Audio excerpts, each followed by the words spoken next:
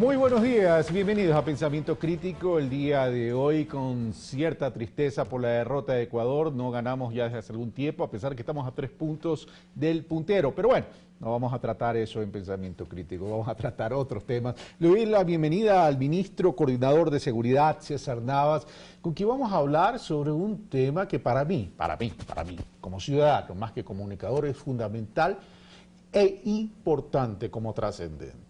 El sistema de seguridad social en el mundo está siendo revisado porque hay un inconveniente. Y el inconveniente que es cada día que la población en el mundo está envejeciendo. Y si la población en el mundo está envejeciendo, significa que a futuro, en un horizonte de tiempo, vamos a tener menos aportantes por jubilados.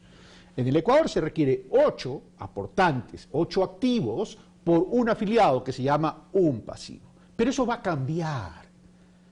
Y lo que tenemos que hacer es generar un ambiente de sostenibilidad a la seguridad social. Y creo que en el Ecuador se está haciendo la abstracción de lo importante y trascendente para entrar en una coyuntura que para mí no tiene importancia. Y es cómo hacer del sistema de seguridad social algo sostenible.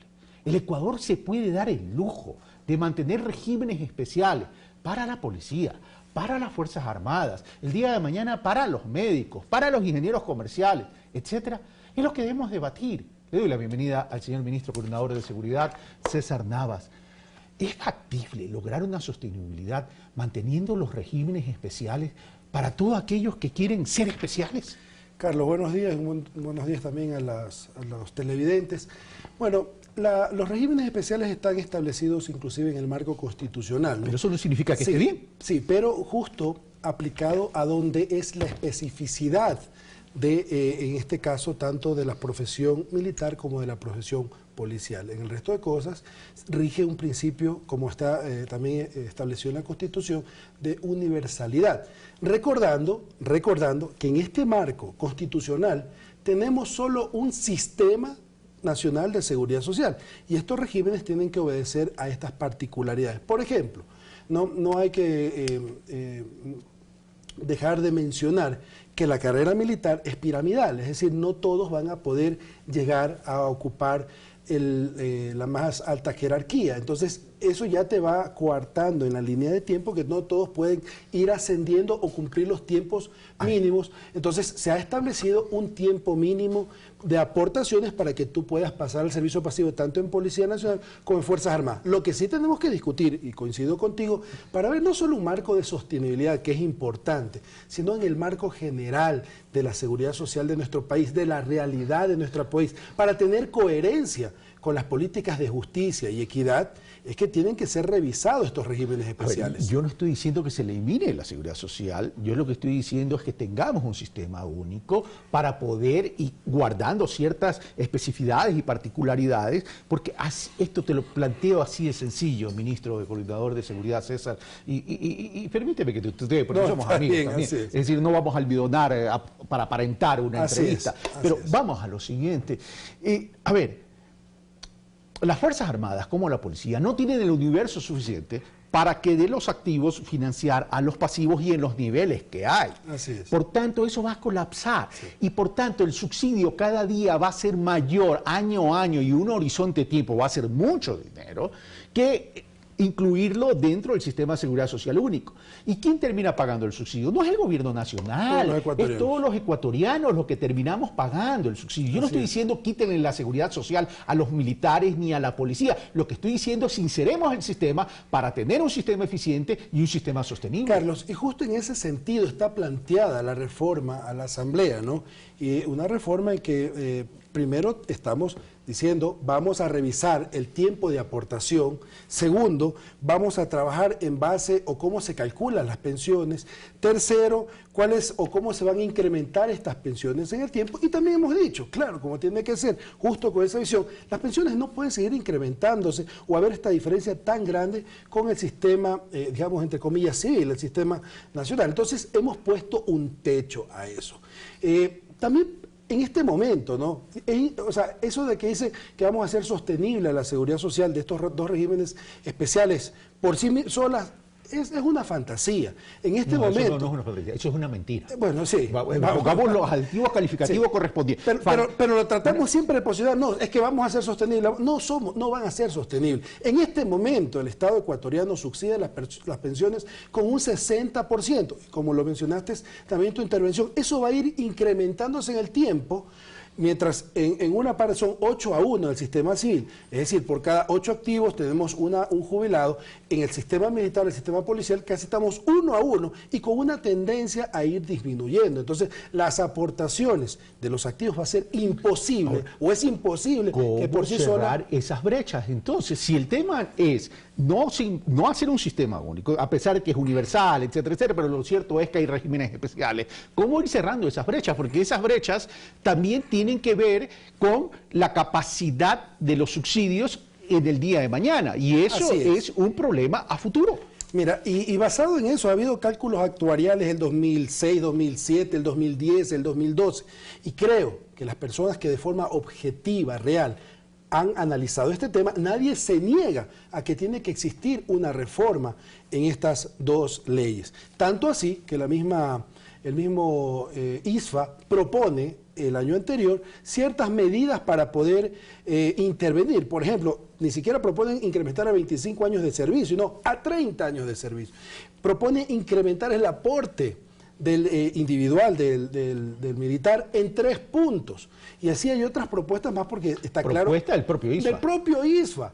¿Qué ha dicho el gobierno? No, o sea, nosotros vamos a hacer que no sea retroactivo en el tema de los años de servicio. Los que están en este momento continúan con 20 años de servicio. Los que ingresan, los nuevos, pasan a 25 es decir, años. No retroactivo. No retroactivo en eso. Lo que sí hemos dicho es que vamos a congelar las pensiones con el techo que están actualmente hasta que el sistema nacional vaya equiparando. Pero ¿sabes cuánto es ese cálculo? Estamos hablando de 18, 20 años. No es que va a ser mañana en que se van a equiparar, ¿no?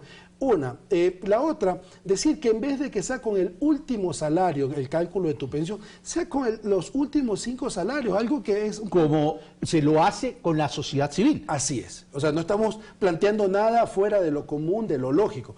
Y tercero, que tiene que ver con el incremento de estas pensiones en el tiempo, que se vayan ajustando de acuerdo a la inflación. Y ahora, ¿cómo se está ajustando? Actualmente, ¿cómo se está ajustando las pensiones jubilares de las Fuerzas Armadas? Bueno, primero el cálculo está dado, te decía, con el último sueldo, ¿ya? Y se va ajustando conforme el sueldo de los activos. Es decir, te van incrementando el sueldo al activo y se va a ir incrementando la pensión. Entonces, esas son las cosas. Se va incrementando la pensión acorde al sueldo del activo.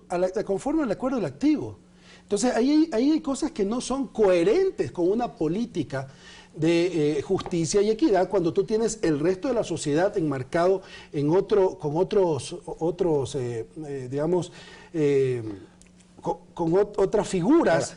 Y sobre todo, Carlos, decir que no solo es un tema de sostenibilidad, sino también de coherencia con lo que hemos propuesto como gobierno. Y aquí hay un tema de equidad que hay que debatir. Totalmente. Y viendo algo importantísimo, ¿no? Que yo creo que no todo, que nosotros estamos como ecuatorianos, y creo que todo el mundo quiere hablar del buen vivir y que seamos un país próspero, etcétera.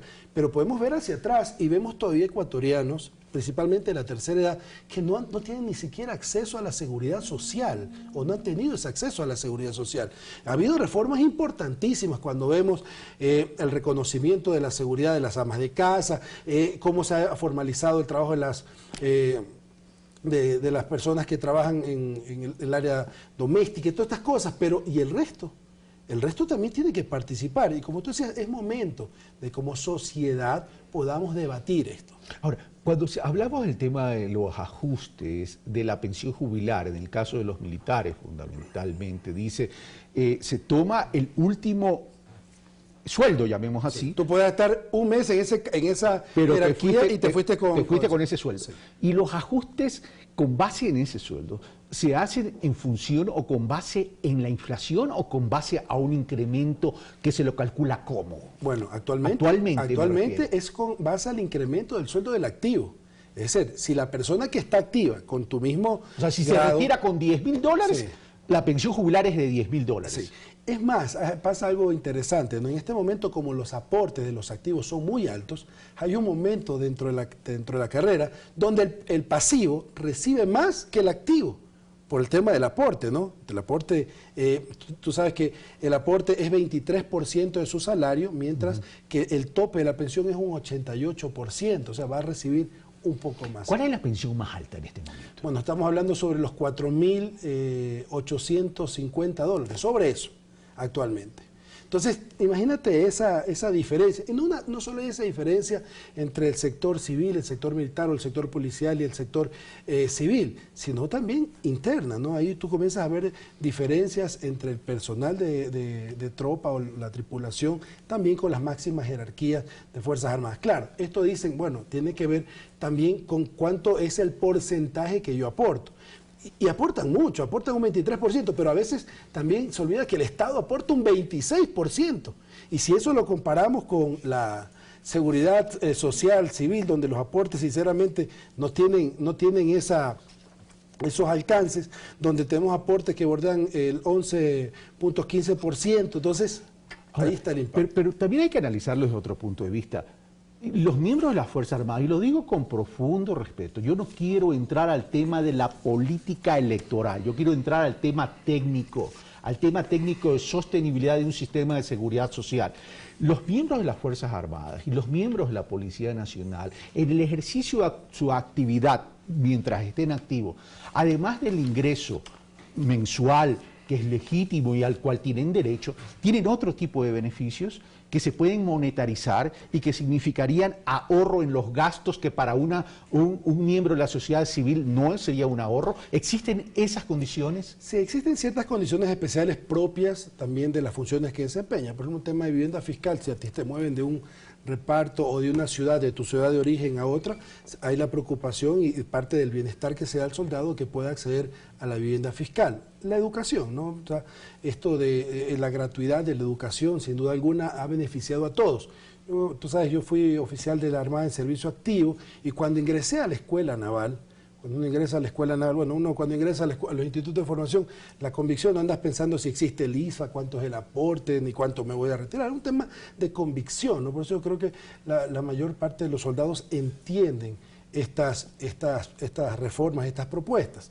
Pero te decía que en ese sentido sí existen otros incentivos, se ha reconocido y ha sido propio del gobierno, de este gobierno, por ejemplo, reconocer que antes no existía el tema de las horas extras, ¿verdad? Entonces tienen una bonificación anual por las horas extras que se trabajan, sin duda alguna sí lo hacen. Por eso te decía, y también ya entrando a ese tema escabroso, ¿no? Que tratan de confundir, han tratado politiqueros de meter su mano en esto y tratar de confundir a la opinión pública, decir que esto es contra las Fuerzas Armadas, contra la institucionalidad, en absoluto. Yo creo que en ese marco del diálogo nacional coherente, en las políticas que tenemos como gobierno del marco de justicia y equidad, son los temas que deben ser debatidos, no solo por un tema de sostenibilidad, sino por convicción de que una nación alcance los mejores estándares en el buen vivir. Gracias, César Navas. Y aquí hay un tema que quiero compartir con ustedes y que tiene que ver con lo que hemos tratado. A ver, yo comienzo diciendo, esto es un tema que hay que debatir a profundidad porque esto no es sostenible. Mantener estos regímenes no es sostenible. Cada año va a haber menos aportantes, ¿verdad?, para financiar a los pasivos que significan los jubilados. Eso significa que usted, yo y todos los ecuatorianos tenemos que pagar un subsidio que cada año va a ser mayor. Pero en términos de sostenibilidad, a los miembros activos de las Fuerzas Armadas, ustedes son los que están corriendo riesgos realmente, porque si esto no es sostenible en el tiempo, ¿quién va a ser el perjudicado? Ustedes que hoy están activos y que mañana se tienen que jubilar. Y eso pasa con el sistema de seguridad social en el mundo. Por algo se está revisando en el mundo. Si no, comencemos a revisar las noticias, comencemos a investigar qué está pasando en los otros países y comencemos a ver cuántos regímenes especiales de sistemas de seguridad especial hay también en el mundo. Esto no se trata de politizar. Investiguen, investiguemos, generemos un debate, pero concluyan ustedes que son los que deben concluir en un Estado democrático. Venimos de inmediato.